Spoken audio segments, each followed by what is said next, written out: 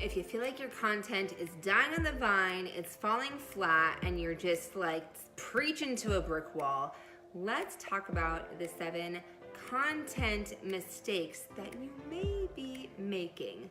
Stick around. Well, friend, welcome to my channel. So glad you are here. As you know, each and every single week on this channel, I absolutely love to create content that's going to help you build your business with purpose to create more impact in the world, as well as some income. You know what I'm saying? So if you're new to this channel, I want to give you 2 seconds to go hit subscribe and also hit the bell, so that way each and every single week I can just tap you on the shoulder and be like, hey, yo, new video. So something that I love to do when it comes to anything in my business is I ask myself 2 questions. What's working and what's not working? Because a lot of times, have you ever just tried something, you're like, well, that didn't work, but did you really try everything? Did you really go above and beyond the extra mile? Did you really dig deep? Because in the game of business, it's all about digging deep and finding something that you want to really run with and going for it. One of those things definitely should be content creation. So I just want to give you some things that I've learned, mistakes I've made along the way that I can just help you out with, so you can just learn those lessons now instead of experiencing them on your own. So first and foremost, I really encourage you, when it comes to content creation, to really make a commitment and create a schedule. What does creating content look like for you? I am a content creation nerd, but I didn't start out that way. I really started out keeping it simple on Facebook.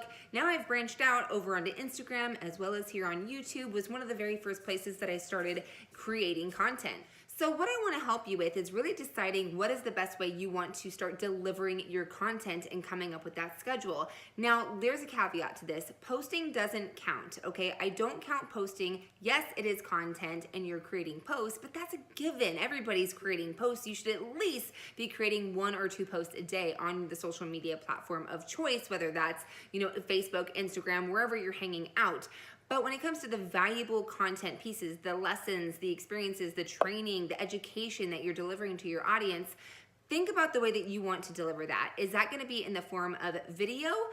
Maybe you're doing a YouTube channel, or you are going to do a blog and you want to do more writing, you're more of a writer, or do you love just speaking? You don't necessarily need your face on camera. Podcasting would work best for you. So think about the way that you want to be delivering the content, and then set up a content schedule. How many blog posts a week are you committed to creating, or how many videos, or how many podcasts? 1 a week to start would suffice, just so you know.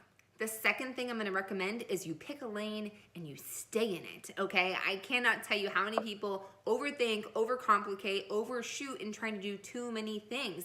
Do not be the jack of all trades, the master of none. One of the things I love about Russell Brunson's Expert Secrets is he talks about the niches. The riches are in the niches, right?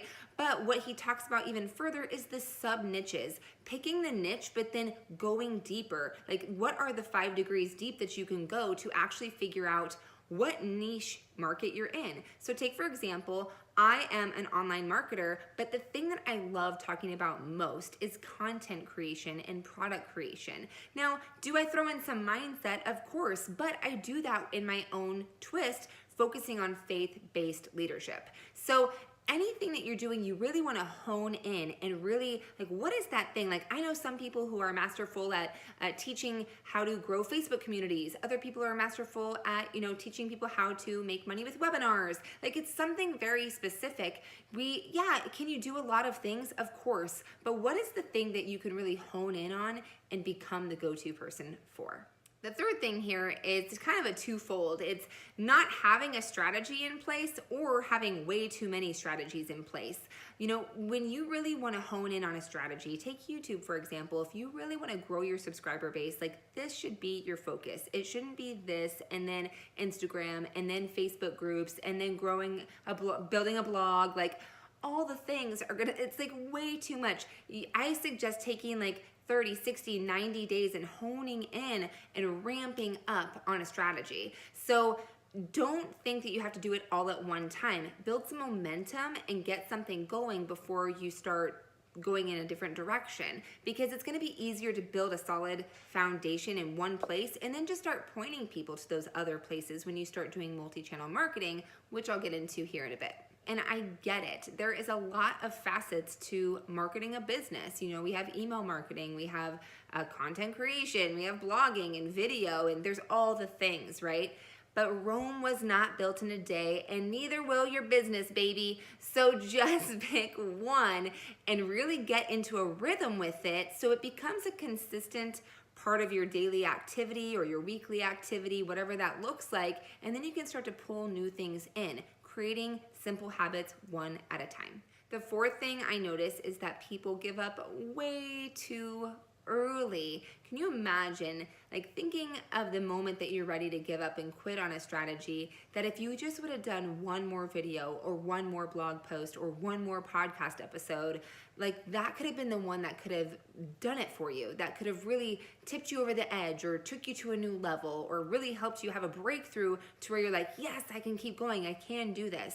So I really want to encourage you. Yes, I know, you know, building a business is simple, but it's not easy, right? There is a lot that goes into it, and sometimes you're going to have those frustrating down days or days that just you feel like nothing's working.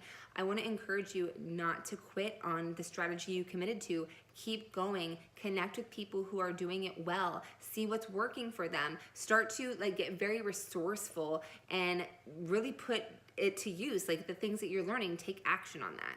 Now, this fifth thing is huge. I noticed that people will create content, but then they don't promote it. We should be spending more time promoting what we're creating. You know, every week I do a video here on YouTube, but I am promoting it the entire week, and then I'm putting it into a rotation and repurposing it. Like, we want to keep pushing, you know, this content will be great a week, a month, a year from now. So there's no reason why you shouldn't continue, you know, putting it in front of people, because they're going to find what you're talking about valuable, especially if you're creating evergreen content that will be relevant a year, 2, 3, or forever. So don't discount the power of promoting the content that you create. You want to spend more time promoting and actually getting more connected and intentional with what you're creating. And help you out with the promotion piece, I'm going to attach my video I did on how to promote your content everywhere up in the box here, the description below. You'll see it floating around, so be sure to check that out after you're done watching this video. Now, the sixth thing that I see that people forget is a call to action. We want to tell people what their next step is, right? You have to think of it like you're leaving your audience hanging if you're not telling them the call to action, because you're like, okay, this is how far we're going, the buck stops here. No, we want to keep going. We want to develop a deeper relationship, and those who want to maybe work closer with us, or, you know, get into a program or buy your course or whatever that looks like, you want to give them that option, because there's some people that are dying to work with you, but they're not, because you haven't made that offer or given them that option to do so. So make sure you're including calls to actions inside of your content. And it could be something as simple as, hey, go hang out with me inside of the Turn Purpose to Profit community on Facebook. Right? Like, go do that. I can be inviting you into that. I can be inviting you to grab an ebook. I can be inviting you to a webinar. I could be inviting you to a masterclass, whatever you want to call it. Like, there's tons of different things. You want to keep leading people closer and closer to you so that they are loving all of your content. They're building trust with you. They're getting to know you. And they're starting to think, yeah, I dig this person. I like their style. I think I really want to work with them. And then when you make an offer, they're ready and willing to make that investment with you. The seventh thing that drives me bonkers is headlines. Okay, some people just don't even put a headline. They just go live. And it's like, what are we talking about here? There's so many videos that are coming out on Facebook, on YouTube, wherever you're at. If there's no headline to really preface what's being discussed, people don't want to click on it to figure it out. You want to spell it out for people, and you want to make it simple and easy for them to understand, and you want it to be a topic that they want to learn about. Oftentimes we can really get into like, oh my gosh, people really need this. And it's like, maybe they do, but maybe that's not really what they care about. You know, we want to talk about what interests them, what they're struggling with. So going to places like Reddit, BuzzSumo, really doing your research, even here on YouTube, and figuring out what are people actually viewing every single month in your niche market is going to help you figure out what topics you should be discussing and what solutions you have in regards to the subject. So make sure you are creating really catchy headlines that get your audience's attention so they actually click on your content and view it. All right, so those are my 7 mistakes for you to avoid. So be sure you scratch those on your not-do list and make sure that you continue moving forward every day, just working on getting better and better, because one little tweak a day is going to really help move the needle in your business. And I am happy to be the one to help you come up with those different ways to make that happen. So thank you so much for hanging out with me here on my channel. And again, as always, you can join me inside of the Facebook group Turn Purpose to Profit, where hundreds and hundreds of Christian entrepreneurs just like you are looking to grow their business, but also do it in line with God's will and plan for their business. So thank you so much. Love ya. See you next time.